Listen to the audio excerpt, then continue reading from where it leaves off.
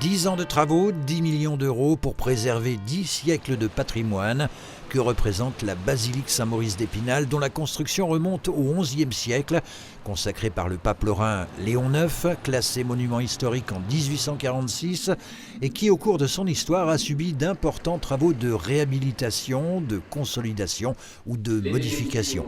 Cette fois, c'est l'État, via la Direction régionale des affaires culturelles, la région Grand Est et le conseil départemental des Vosges, qui se joignent à la municipalité spinalienne pour la restauration de l'édifice, par la signature ce mercredi de cette convention cadre portant sur l'accompagnement financier d'une première tranche de travaux d'une durée de 3 ans.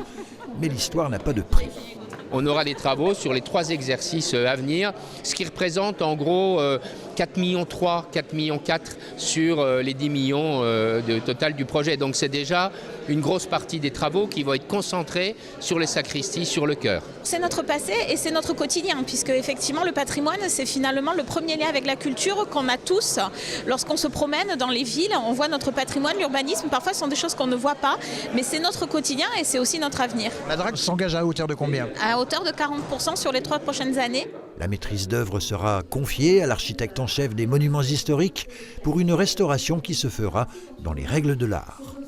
C'est impérativement des personnes qui ont des qualifications et des références, et une expérience et une formation suffisante et adaptée pour intervenir sur ce type de monument, dont nombreux sont issus du compagnonnage et du Tour de France.